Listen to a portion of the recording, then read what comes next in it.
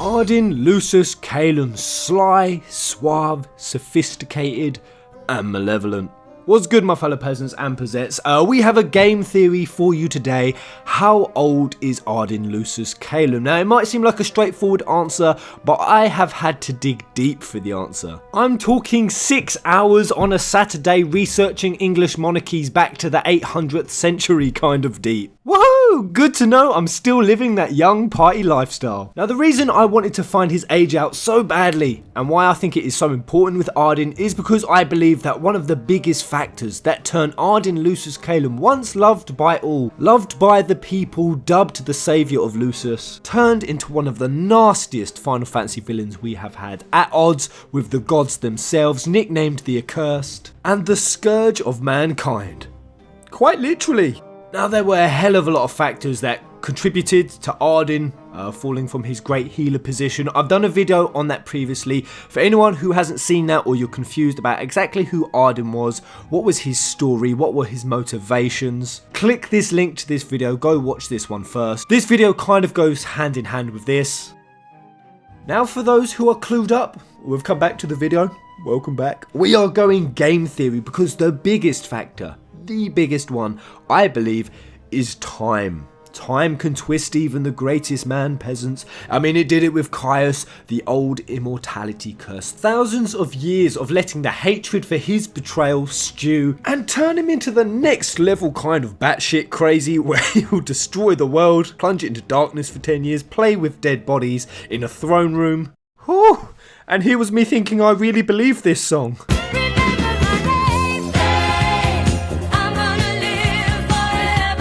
So with immortality sucking major donkey cock, I decided to go away and try to find out how old Ardyn is. How long has he been festering and stewing? And the answer isn't as simple as you would think. Well, actually it kind of is. I mean, you just type in Ardyn and go on his wiki page and it says he's 2,000 years old. But I'm calling bullshit on that. I'm calling straight up BS because there is no way Ardyn can only be a mere 2,000 years old. And it's just such a round number. It's almost just kind of a comedic number to put on it. 2,000 years old. It's like Gilgamesh in World of Final Fantasy. I'll get it right this time. I have awaited this day 100 years. Oh, well, that's a nice round number. Bart! I have awaited this day 1,000 years. Did you just add a digit? I just need a age to soothe my curiosity. And to be fair, in the world of Eos, Ardyn's true age is probably going to be lost in obscurity anyway. I mean, it's 2,000 years ago. It's most likely lost to the pages of time at this point, the true age. But not anymore, hombres, because in today's game theory video, we're going to work out exactly how old Ardyn Lucis Caelum is. Let's go. So the reason why Ardyn's age is so hard to calculate and why I don't believe it's 2,000 years, as it says on the Wikipedia, and why I'm refuting it, is because the Lucis household, the Lucis Caelum line, it only began on AE. So the timeline of Final Fantasy 15 is done on AE and ME. The current timeline of the game happens at ME 756, and what AE and ME mean, they haven't actually told us. We don't know what that stands for. All we know that ME1 on, obviously ME1, that began when the 4 nations of Eos elected to use the same calendar system. So AE has no date, but what we know happens in AE, besides Ifrit betraying the nation of Solheim, which leads to a great war, the Great War of Old it's called, one of the major things that happens at AE is the first king is chosen from the Lucis Caelum family, and he is granted the crystal and the Ring of the Lucii. The other thing that happens is the first oracle is chosen from the Fleuret family, and these events happen just after Ardyn falls. So Ardyn was supposed to be the healer, the one that the gods gifted their power to after he became corrupted, and he fell away from the crystal's favour. It does say in the game that he fell away from its favour. That was when they had to re-gift the power of healing and the power of crystal to 2 separate families. So boom, there we have it. The Lucis Caelum line did not exist before this point. Therefore, when we also know that there have been 113 kings of Lucis, the first was a scallywag called Izunia, who betrayed Ardyn, though we do only have Ardyn's word for that. Perhaps his interpretation has been a little bit twisted over the thousands of years that he's lived, because those 113 kings aren't just kings to Ardyn, they're 113 family members. And this is where the really fun mathematics begin, and why I am disputing that Ardyn is only 2,000 years old. The kings of Lucis, they all pass their power down line by line by line, son to son to son. So if we simply do 2,000 years divided by 113 kings. For Ardyn to be only 2,000 years old, every single king had to have had his firstborn heir at the age of 17.69 years old. Well, that's just straight up fucking ridiculous. Of course, there is absolutely no way that can be true, that every single king for 113 dynasties had their firstborn son at the age of 17.69. We only have to look at Regis to see that's not true. Regis was born in ME 706 and died at the beginning of the game, which is dated ME 756, meaning that Regis was 50 at the time he died. With Noctis being a nice round number of 20 years old, that means that Regis was 30 years old when he first had Noctis, completely throwing the figure of 17.69 years clean out the window. And we are on the first steps to disputing the age that they set for Ardyn Lucis Galeum in Wikipedia, and probably Square Enix, of 2,000 years old. Moving swiftly on, and it gets a bit more difficult from here. About the only other king we know about was Morris, and he featured on this newspaper clip here at the start of Kingsglaive with Iodolus Aldercorped. With Faris the fucking demon dude. Now, being a bugger that is, this article didn't have any date, but with a little bit of clever digging, I was able to find out that if we look at the text, it says the first wall was raised 120 years ago, and that gives us a landmark, that gives us a focal point, because on the Ultimania it says then ME 606 was when the first wall was raised. Meaning that 120 years later, after ME 606, was when this article clipping was written, which puts the date of this article of Morris and Iodolus being together at ME 726. So if Regis was born in 706, that means that Regis was 20 years old at the point that this picture was taken, and Morris had to be at least in his 40s.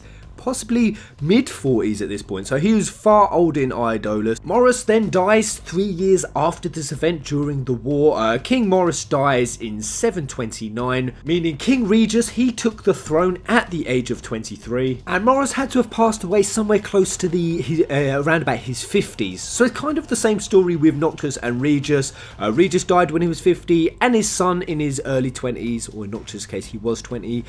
That's when Noctis technically should have taken the throne. It sounds like it was a similar story between Morris and Regis. So it's kind of got that history repeating itself sort of vibe to it, and I really feel that because if we go to this Genesis picture and we actually look at the kings, they all kind of do look around about their 50s, some of them a bit older, but looking at this, none of these kings are young, none of them died really young, which is surprising considering how much the Galeum household has probably been at war over the years, looking at all the wars that have happened in Eos throughout the last 2,000-3,000 years. It's a bloody miracle that half of these kings made it to a relatively old age. However, with Regis and Morris contradicting that not every king had a son at 17.69 years old, how do I go about working out how old every other king was when they had their son? Well, it's impossible. There's absolutely no way to do it. Or is there? Using the Great British Monarchy, I am going to make the most educated guess based on historical records and histories of how old have kings been when they've had their sons.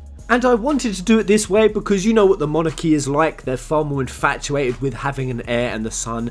And over the course of 1,000 or 2,000 years, child breeding patterns really do change. The mentalities change. Me just typing in what's the average age for men or women to have children isn't really that accurate. Which, by the way, comes in at men today on average have children at the age of 33.1 years old. And women have a very surprising 30.2 years old. And I don't think it's too unrealistic to apply that kind of mindset to Eos. I mean, Eos is a modernized society, Lucis is a modern society. Perhaps they do have the same kind of modern mindset that we have. I mean, it would make sense. Regis had Noctis when he was 30, so he would be far from that 33.1, and Interesting fact for you, or for any of you who's wondering who is Noctis's mother, her name, we've actually got it now, it's Aulia. Unfortunately, I don't know how old she was, but I didn't want to stop there and just use that 33.1 average for today, the age that we're having children today, because of course, it wasn't always today in the world of Eos. They had a medieval society. There's been 113 generations. If it's anything like our society, you would think that they were having children much younger back in the day. Back when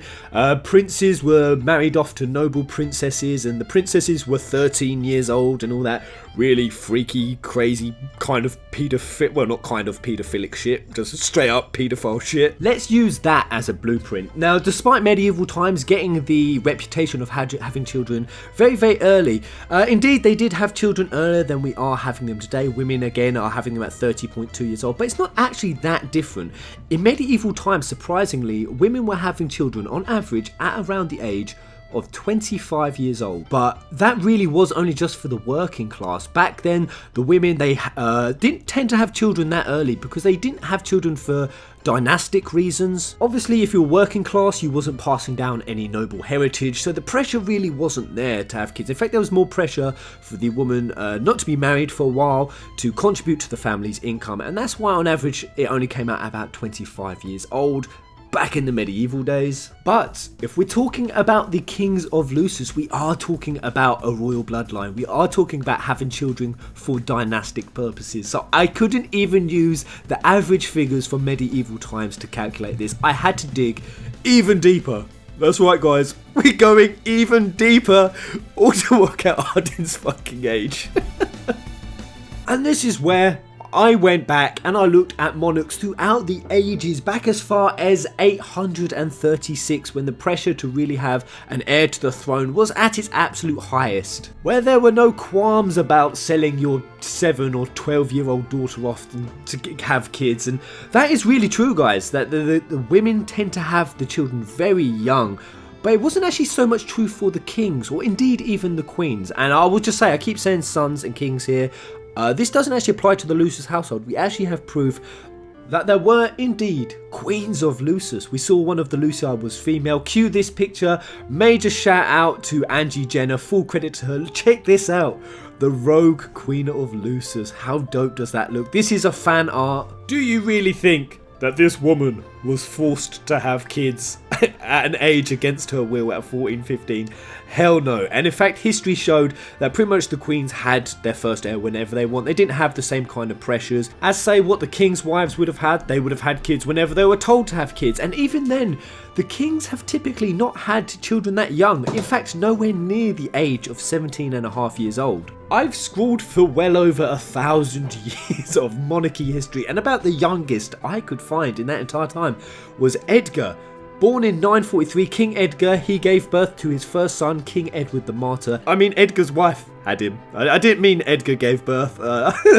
This wasn't some sort of miracle anal baby back in 943, meaning that Edgar was 19 years old when he had his first son, and that was about the youngest I could find. Looking at some other examples, and forgive me if I fuck these names up, we have King Aethelwulf, who was born 795. He had his first son, who was King Aethelbald, in 834, meaning Aethelwulf was 39 years old when he had his first son. King Edmund the First, born 921, King Edwig 941, meaning he was 20 years old, pretty young there. Then we slip on up to the House of York days, where Edward IV, who was born 1442, he had his first son, King Edward V, in 1417, meaning he was 28. Even one of the most renowned kings in history for loving a good shag or two, Henry VIII, he was born 1491, his first heir, Edward VI, in 1537. That means he was 46. And he liked bonking better than anyone. James I, King Charles I, he was 34. It's like there are queens of Lucis. We've never seen that age get anywhere close to that 17 and a half years old mark, which would have to be the case for all 113 kings, remember, for Ardyn to be 2,000 years old.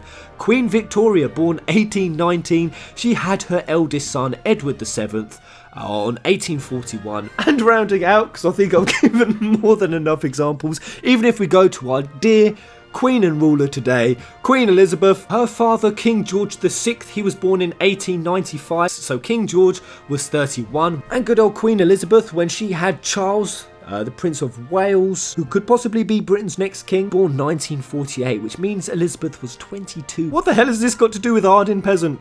I just came here to know his age. I won't bore you with all the other examples, but going through them all and doing an average of what's the average age over the last 1500 years that the monarchs had their first child, it comes out at 27.6 years old. So that's a number that's not too far away from how old Regis was, but that's all kind of unrealistic. When I've looked over the last 1500 years of British monarchies, it hasn't always gone as smoothly as what we're going to imagine it has gone for the Lucis household. With the Lucis household, we're going to imagine that in a fantasy world, none of the sons have ever died. None of them have had to have brothers rule the throne, or they've never been usurped or changed families completely, or even had a foreign ruler take over. None of them had prolonged periods of time when there were no rulers. I mean, we've had all of this over the last 1,500 years with the British monarchy, but let's just say everything goes swimmingly and magically with the Lucis household, and that kind of makes sense really that it kind of did work that way. The Lucii were pretty much there to protect the Lucis bloodline, to ensure that no one else used the power of the ring, to use the king's magic. But here in the real world, it doesn't work like that. In British monarchy history, in 1500 years, we've only had 66 monarchs. It makes it 10 times more unlikely that the Lucis household, who only had one heir ruled the throne, that son, then that son, then that son, then that son. It would actually be even longer. In British monarchy history, we've seen tons of examples where brothers took over, where sons died early, and their next in line had to take over. If we take, for example, Edward the Elder, he passed the throne down to Athelstan, but then it also went to his brother Edmund, King Edmund at one point, and also his other son, King Ardyn. So 3 of those 66 were pretty much brothers, and we even had examples straight after that. Edmund, who was one of those 3, he then had a son called Edgar, and he ruled, but then he died, and King Edward, his other son, ruled. Shit, this gets so crazy. So those 66 are really bulked out with brothers ruling, monarchs who only ruled for as short as 1 year. Problems that we can assume the Lucis household did not have, meaning the 66 we've had in 1500 years would actually be much higher for them. But even if it wasn't, in 2,000 years, we would only have, doing the maths, 88 rulers, nowhere close to 113. And therefore, without further ado, all I can announce is that we assume that every single king of Lucis had an heir, they ruled, they had an heir, it all went spiffingly good, the Lucii have done their job well for the entire 113 kings, meaning that the absolute best way we can work out Ardyn Lucis Caelum's age is to use that number, remember it, of 27.6, the average age that every monarch, no matter what era they came from, no matter what social pressures there were or dynasty pressures there were, and drumroll guys, so 27.6 times 113. Ardyn Lucis Caelum, aka Ardyn Izunia, the amount of time that he has had to spend with his mind being twisted by the souls of millions of demons, the amount of time that he has had to stew and plot and plan against the Lucis household, the age and the intricacy of the plan that Noctis had to go against. You can tell I'm really dragging this out. I'm just burning you guys for ad revenue time at this point. I state that Ardyn's age is not 2,000 years old, cannot be 2,000 years old, but is in fact 3,118 years. 292 days. Oh, good googly moogly. Ardyn Izunia, by that math, is entitled to 50 free old age pensioner bus passes. He's entitled to 31 birthday cards from the Queen. I even worked out, and this crashed my webpage 4 times doing it, that if Ardyn just invested 1 gil in a standard 3% interest bank account, this is the number he would have. This isn't even a number. I mean, there's not even a name for this. I'm going to call it 309 quintzillion gil. That is how loaded Ardyn would be.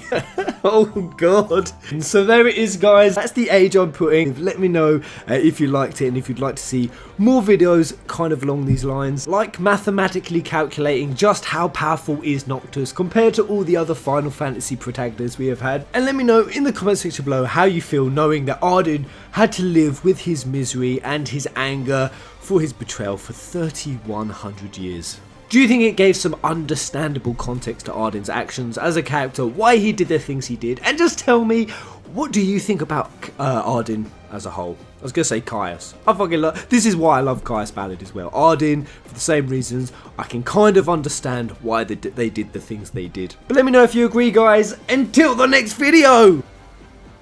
And I leave you on this most auspicious of Coupos.